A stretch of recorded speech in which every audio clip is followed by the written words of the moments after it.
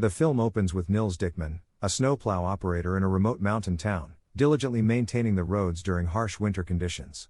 His son, Ingvar, works in the cargo division at the local airport. On the evening of an award ceremony honoring Nils, Ingvar is scheduled to work and unable to join his parents for the celebration. After completing his shift, Ingvar heads to the locker room to change. Meanwhile, Nils and his wife attend the ceremony, where Nils is recognized for his dedication and named Citizen of the Year. As Ingvar exits the airport, he is abducted by two armed men who force him into a vehicle. Inside, they inject him with a lethal dose of drugs. Ingvar's friend, Finn, is also in the car, visibly beaten. During the drive, Finn seizes a moment of distraction to escape. Though the assailants attempt to shoot him, he manages to flee. The following day, Nils and his wife are devastated as they identify Ingvar's body at the morgue. The police report concludes that Ingvar died of a drug overdose. Nils adamantly rejects this, insisting his son was not involved with drugs. The authorities dismiss his concerns, citing similar cases where parents struggle to accept their children's substance abuse. Overwhelmed by grief, Nils's wife is unable to process the possibility of Ingvar's involvement with drugs. Nils, though shaken, admits he had been preoccupied with work and regrets not being more attentive, but remains convinced Ingvar would never have made such a mistake. Following the funeral, Nils, consumed by despair, finds a gun at his workplace and prepares to take his own life. Just as he is about to pull the trigger, Finn, who had been hiding nearby, reveals himself. He confesses that he works for a drug gang and that he never intended for things to escalate. Finn explains that he stole a packet of drugs from a shipment passing through the airport. When the gang discovered the missing package, they suspected both Finn and Ingvar, as Ingvar had handled the luggage containing the drugs. In truth, Ingvar was unaware of the contraband. Enraged, Nils demands more information. Under pressure, Finn reveals the name of a gang member, Yappa, who had contacted him that night. Armed with this lead, Nils tracks down Yappa and questions him about Ingvar. Yappa feigns ignorance and, sensing trouble, threatens Nils by gesturing toward a gun on his waist. Nils steps back, appearing intimidated, but then suddenly lunges and assaults Yappa, beating him severely.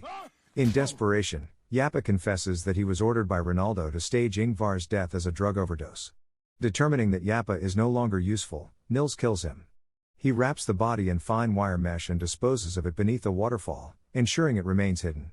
The water's current and local fish will gradually consume the remains. The narrative then shifts to Graven, a man heading to work. He notices his son, Ron, visibly upset. Ron reveals he is being bullied by a classmate named Jonathan. Graven advises him to retaliate and assert dominance. During this exchange, one of Graven's men informs him that Yappa has gone missing.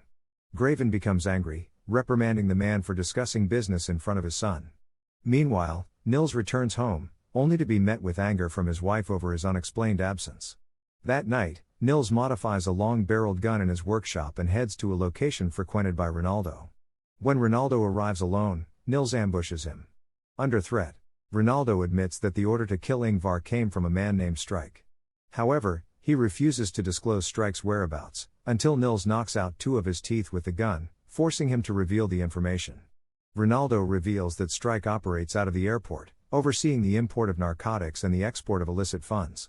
Nils confirms Strike's identity through a photograph and, upon verification, executes Ronaldo and disposes of his body beneath the waterfall. Meanwhile, Graven meets with his ex-wife to discuss custody of their son, Run. He insists that he can provide everything the boy needs, but she rebukes him, calling him an unfit father. She leaves, stating her lawyer will be in touch. Nils, tracking Strike after a recent drug delivery, follows him discreetly in his snowplow. He briefly diverts to a side road to avoid detection, then reappears to block Strike's vehicle. Approaching the car, Nils feigns retreat before launching a surprise assault. He beats Strike severely, leaving his face bloodied. Despite the attack, Strike refuses to disclose the identity of his superior. Realizing brute force won't yield answers, Nils changes tactics. He empties Strike's car of its drug cargo, scattering the packets across the snow. With 3 gang members dead and 15 kilograms of narcotics missing, Nils understands the magnitude of his actions. He suspects the Serbs, a fearless and ruthless syndicate known for weekly drug shipments, will be implicated. Graven, the gang's leader, orders his men to intercept a Serbian operative at the airport. They capture one who has just received a shipment, but despite aggressive interrogation, he remains silent. Enraged by the lack of progress, Graven executes him on the spot. Disturbed by the escalating violence, Nils seeks help from his brother, Eagle, a former underworld insider. Eagle contacts old associates and uncovers that Graven is responsible for Ingvar's death. Eagle once worked for Graven's father but left the criminal life when Graven assumed control. Now, to help Nils seek justice, he must confront his past.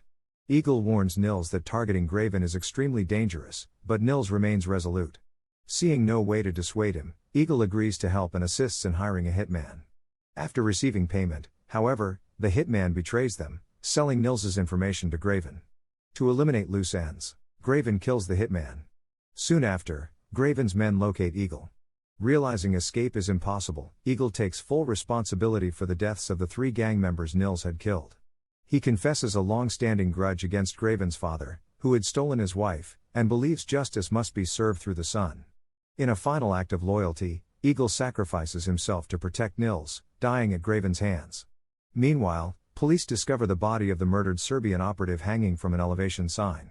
Unaware of the implications, they fail to recognize that the victim was the son of Papa, the Serbian gang's leader. Devastated and enraged, Papa vows revenge, knowing this act will ignite a violent conflict. After burying his brother, Nils, consumed by grief and fury, decides to retaliate by kidnapping Graven's son. He begins surveilling the child's school, carefully planning his move. Unbeknownst to Nils, Papa shares the same intention. Driven by vengeance, he also targets Graven's child. Upon realizing he has killed the son of a rival gang leader, Graven panics and attempts to make amends. He sends the severed head of one of his subordinates to Papa as a peace offering, hoping to deflect blame. However, Papa sees this gesture as an insult. Enraged, he kills the messenger and orders the immediate abduction of Graven's son, believing that only by taking the child can true justice be served. In a calculated move, Nils disguises himself as one of Graven's men and successfully abducts the boy before Papa's gang can execute their plan. As Nils drives away with Graven's son, Papa's men spot the van and immediately give chase, determined to retrieve the boy. Just as the pursuit intensifies, a large truck unexpectedly blocks the road at a turn, allowing Nils to evade his pursuers and escape safely. Now with the child in his care, Nils brings him to his home. Since his wife left without a word, Nils has been living alone. The boy quickly realizes that Nils is not one of his father's men. Despite the tense circumstances, he remains calm and even shows curiosity about Nils and his surroundings. That evening, as bedtime approaches, the boy asks Nils for a story. Unfamiliar with fairy tales, Nils instead reads aloud from the Snowplow operation manual. To his surprise, the child listens intently, captivated by the unusual choice of bedtime reading. Nils, typically stoic and reserved, finds himself unexpectedly amused by the moment. Meanwhile, Graven grows increasingly anxious, constantly checking his phone for updates on his missing son. He anticipates a ransom demand and is prepared to meet any condition to ensure the boy's safe return. At this time, a school guard sells critical information to Graven for $30,000, revealing that the van involved in the abduction bore the name Dickman. The name immediately strikes a chord. Dickman is Nils's surname. Realizing the kidnapper is his known adversary, Graven feels a sudden sense of clarity and believes the situation may now be more manageable. Nils contacts Graven and demands that he come alone for a nighttime meeting. He warns that failure to comply will result in the destruction of the meeting's location details. Graven, determined to recover his son, traces Nils's address and drives to his home, only to find it empty. Desperate for leads, his men discover a photo of Nils at his workplace and rush to the location. Unbeknownst to Graven, one of his own subordinates has secretly informed Papa of his whereabouts. This betrayal stems from long-standing resentment and a desire for revenge. Meanwhile, Nils takes Graven's son on a snowplow ride. During the outing, a local resident informs Nils that someone has been seen near his house. Alarmed, Nils realizes Graven is closing in and time is running out. He quickly prepares for the impending confrontation. Nils, now under the snowplow, is armed and ready to defend himself. However, when Graven's men arrive, they act swiftly and efficiently.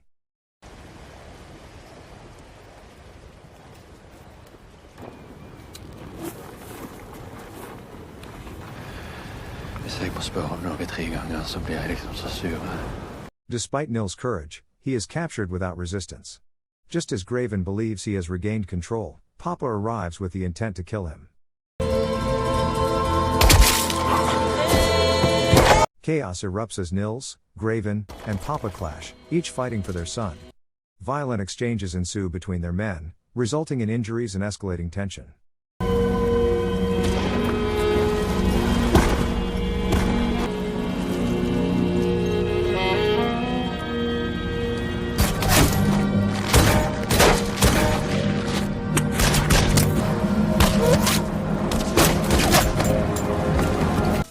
Amid the turmoil, Nils spots Graven attempting to flee in his car. Seizing the moment, he drives the snowplow into a nearby tree, causing it to fall and block Graven's escape route.